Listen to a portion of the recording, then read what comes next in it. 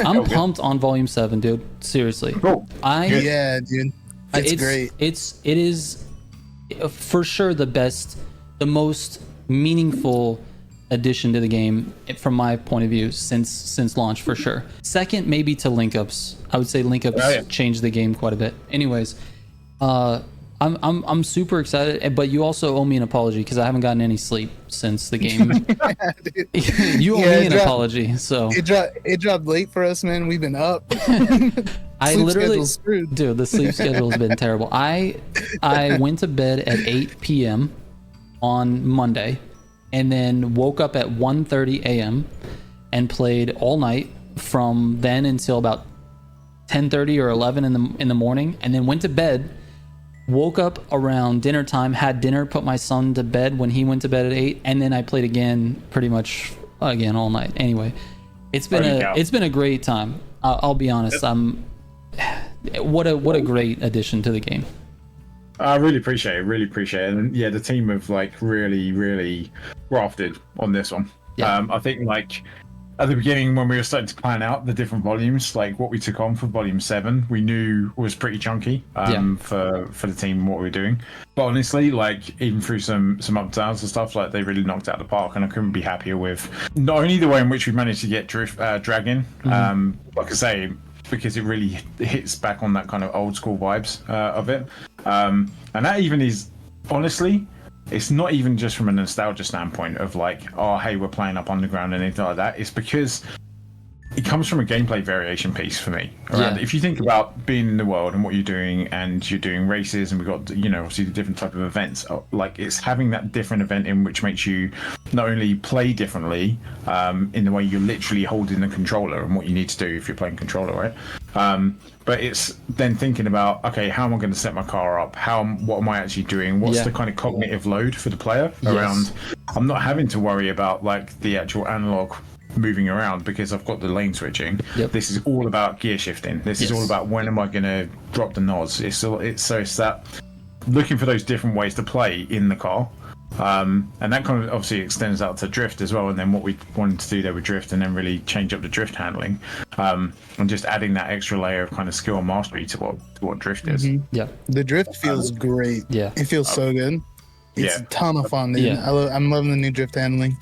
I was just playing for like 2 hours before this started. It's sort of like the one-man army that is Rocco, who's our handling designer. Is the guy who's been on that. So obviously there's other people in the team as well before we'd started on this year of live service that had been doing work there on the handling systems as well. But Rocco's been the one who's sort of taken it forward. So he deserves loads of props for this. Yeah, definitely. I mean, that's incredible. And to be honest with you, the decision to tie it to a specific part, I said this in like, I think if it was this last video or the one before that, but the decision to tie it to a part of the car, like the tires, is absolutely genius, because it allows people to sort of experience every possible handling model that you guys are offering in the game, but to do it in free roam. Like they don't have to be in a specific event. They don't have to be waiting for someone to accept a playlist invite or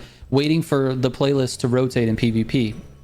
They can just go out and just literally go and tandem with people in free roam, and I think that's is a huge win for the handling, for sure. I was muting myself for a second because my daughter's telling the dog off. It's really surprising actually adding something like that to the game, and you seeing the world. And obviously I've been privy to Lakeshore now for coming on, I don't want to say how many years, quite a few years.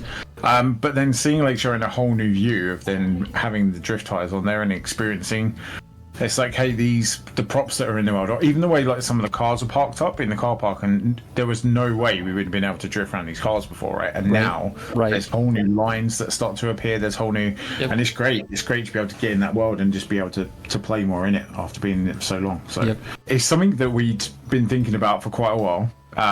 It isn't just because this is the underground volume and we want to then kind of index back on the underground.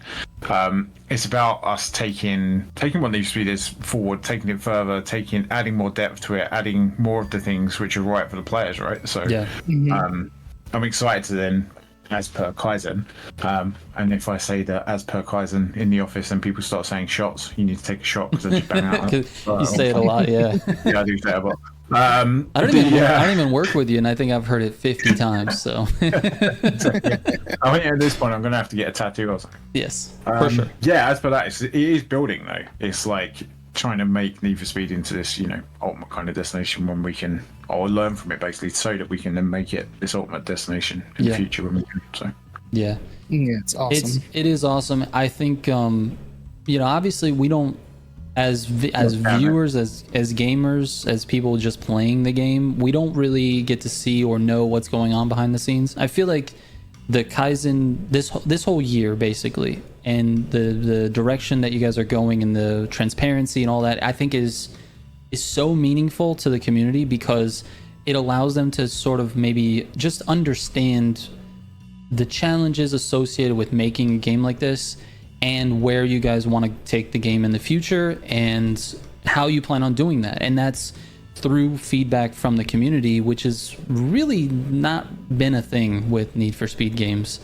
At least since I've been making content on it. I felt like we sort of got shafted a little bit with Need for Speed Heat, because it was one of the games I think people really resonated with.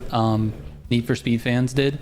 And then I think it just got cut off real fast, and we just didn't get to see this type of support. So to see this support on the game, everybody's pumped on the idea of being able to see more and more stuff, and then be sort of involved in the game going forward. Like whatever the Need for Speed Next is going to be, it's literally being shaped right now by us playing the game and giving feedback. And I think it's incredible, to be honest with you. Yeah, and that's not like 100%. I'm glad you picked up on it as well. It's not a line. That is, we are, as much as we want to put out the right content now, and we want to build a great kind of second year of live service for what we're doing on Unbound, this is all about learning as well, understanding our players, understanding what's resonating, what's not. We see the feedback, and we can't always action all of it. Of course, we'd like to action as much as possible, but it's just not possible.